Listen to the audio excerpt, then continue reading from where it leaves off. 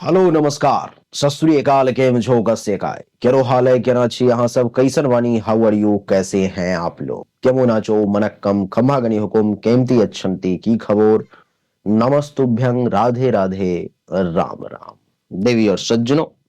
आज के इस वीडियो में मैं राजा मिश्रा आपको बताने जा रहा हूं कि सिंह राशि वालों के लिए दिसंबर 2024 का समय यानी कि साल का अंतिम 30 दिन कैसा रहने वाला है, किस मामले में अच्छा किस मामले में बुरा रहने वाला है, इसी विषय पर आज के इस वीडियो में चर्चा करने जा रहा हूं। सज्जनों, सिंह राशि वालों के लिए कुंडली को पहले समझ लेते हैं एक बार कि कौन से ग्रह का क्या स्थिति है। कुंडली के दूसरे भाव में वाणी पर में केतु बैठा हुआ है। तीसरे चौथे भाव में सूर्य और बुध बैठे हुए हैं, जो कि सूर्य 15 दिसंबर के बाद कुंडली के पंचम भाव में आ जाएंगे। छठे भाव में शुक्र है, सप्तम में शनि है, अष्टम में राहु है, नवम में कोई नहीं है, दसम में गुरु है, एकादश और द्वादश भाव खाली है। इसका क्या प्रभाव है आपके ऊपर में इस महीने में, इसी विषय पर मैं चर्चा करेंगे, इसी को समझने की कोशिश करेंगे। जरा ध्यान से समझना, फालतू की बात नहीं करूंगा, पॉइंट टू पॉइंट बात करूंगा। सबसे पहले चर्चा सूर्य से आरंभ करते हैं। जो सूर्य आपके कुंडली के पंचम भाव में विराजमान है और मालिक है कुंडली के प्रथम भाव का। प्रथम भाव का मालिक होकर के पंचम भाव में सूर्य का यहाँ बैठना 15 दिसंबर तक ये दर्शाता है कि इस समय में आपने अपने आप को, अगर आपके पास में संतान है तो अपने आप को आपने संतान के हवाले कर दिया है। 15 दिसंबर तक आप संतान के हिसाब से ज्यादातर काम करोगे। अगर आपके पास संतान नहीं है, आपके पास प्रेमी अथवा प्रेमिका है, तो आपने अपने आप को प्रेमी या प्रेमिका के हवाले कर दिया है। यानी कि 15 दिसंबर तक ज्यादातर काम आप प्रेमी या प्रेमिका के हिसाब से करोगे। अगर आपके पास संतान भी नहीं है, प्रेमी प्रेमिका भी नहीं है, तब आपने अपने आप को विद्या और बुद्धि के हवाले कर दिया है। यानी कि आपका ज्यादातर काम जो होगा 15 दिसंबर के अंतराल तक, यानी कि 1 से 15 दिसंबर तक, वो आप बहुत सोच समझ करके अपने ज्ञान, अपनी विद्या, अपनी बुद्धि का इस्तेमाल करके, सही इस्तेमाल करके और राइट डायरेक्शन में आप बड़े लेवल का काम जो है सो आप करो।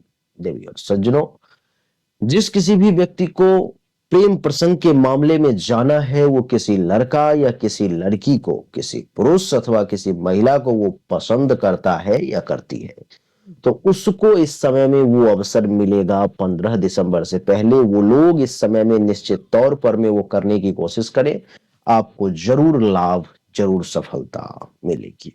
यानी कि आपको निश्चित तौर पर में पार्टनर तरफ से ना नहीं सुनने को मिलेगा, ऐसी उम्मीद आप कर सकते हो। 15 दिसंबर के बाद जब सूर्य कुंडली के, अच्छा, ये जो सूर्य जो है पंचम भाव में, ये 15 दिसंबर के बाद है। अभी तक जितनी भी बातें हमने आपको बताई वो सारी 15 दिसंबर के बाद घटित होंगी। अब जान लेते हैं कि 15 दिसंबर से पहले क्या होगा। 15 दिसंबर से पहले ये सूर्य आपके कुंडली के चौथे भाव में विराजमान है, यानी कि अपने आप को आपने मां के घर में डाल दिया। यानी कि 15 दिसंबर से पहले 1 से लेकर के 15 दिसंबर तक सूर्य के कारण आपको मां का फुल सपोर्ट मिलेगा। माता से किसी प्रकार की भी अनबन थी, समस्या थी, किसी भी प्रकार का कोई भी इशू था, उसका इस समय में समाधान होगा, उसका आपको इस समय में लाभ मिलेगा, फायदा होगा। चौथे भाव में सूर्य के बैठने के कारण आपको 1 से लेकर के 15 दिसंबर के बीच में सुख में वृद्धि होगी, सुख के साधनों में वृद्धि होगी, जिससे आप सुख भोग करके आनंद करेंगे। ये चाहिए थी, वो चीजें आपको। जमीन, मकान, गाड़ी, अचल संपत्ति के रिगार्डिंग सूर्य 1 से लेकर के 15 दिसंबर तक आपके साथ है। अगर आप जमीन, मकान या गाड़ी लेना चाहते हो तो सूर्य आपको निश्चित तौर पर में उसको दिलवाने का प्रयास करेगा। आपको अपने तरफ से 100% देना है, ग्रह का केवल आपको सपोर्ट रहेगा। सूर्य के बाद बात कर लेंगे मंगल देवता की। मंगल देवता आपके कुंडली के 12वें भाव में, यानी कि कर्क राशि में विराजमान है। यहां पर में मंगल देवता का इस महीने में कर्क राशि में विराजमान होना, यानी कि मंगल का नीच का होना, अर्थात ये समझो कि मंगल का कुंडली के 12वें भाव में विराजमान होने का अर्थ है कि नीच भंग राज योग बन गया।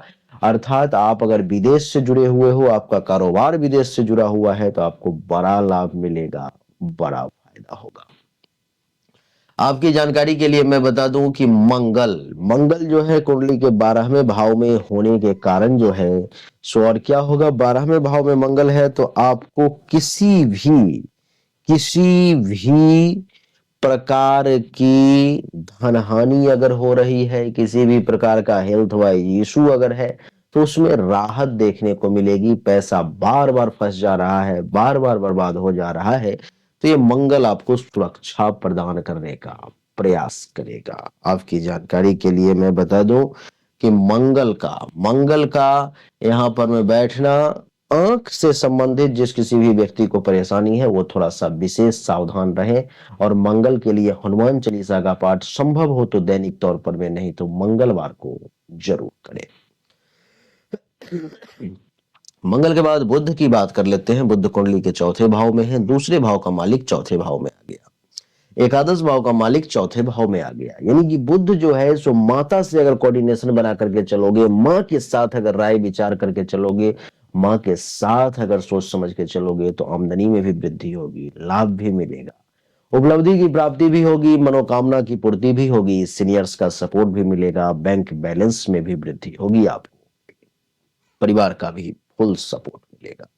यानी कि अगर माँ के साथ कोऑर्डिनेशन बना करके चलोगे, माँ का सम्मान करोगे आप, तो निश्चित तौर पर में ये बुध जो है आपको पूरा सपोर्ट करेगा, पूरा लाभ देगा।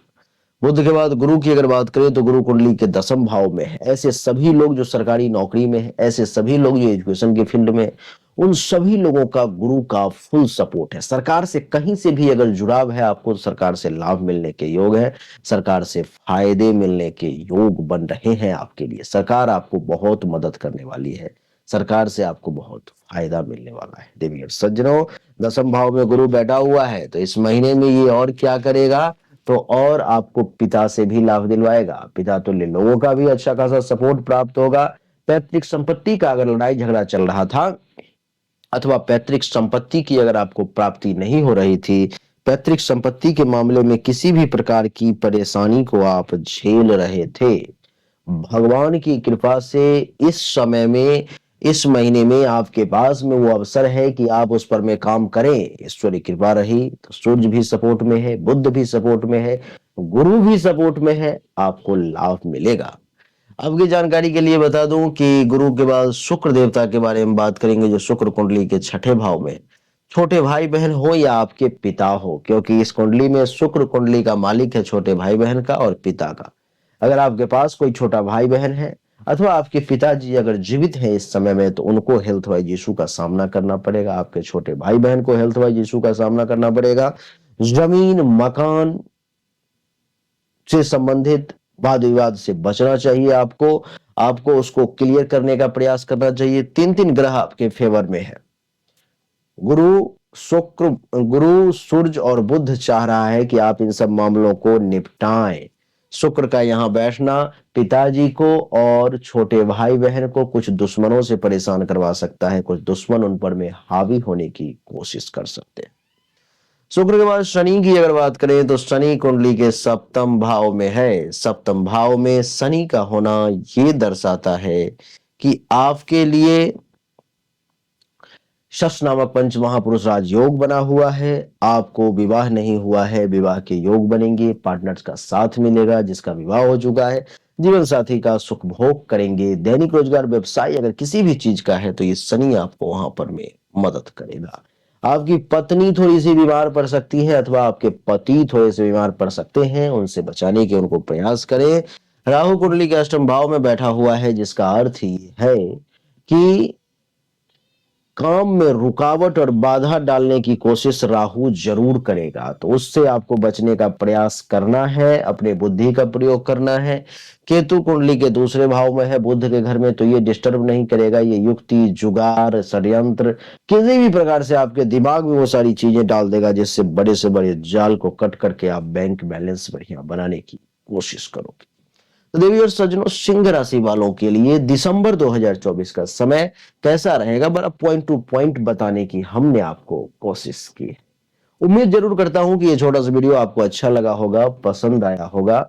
लेकिन एक चीज को हमेशा ध्यान में रखें, मैं ज्योतिष सम्मेलन में अभी था, मुझे आजीवन उपलब्धि पुरस्कार प्राप्त हुआ ज्योतिष के क्षेत्र में, वहां पर मैं बहुत सारे हजारों लोग आए हुए थे। वहां पर मुझसे प्रश्न किया गया कि राशिफल कितना प्रतिशत सही है।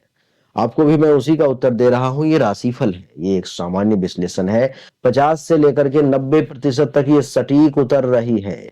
आप 50 से लेकर के 90% तक ही इस पर भरोसा करें।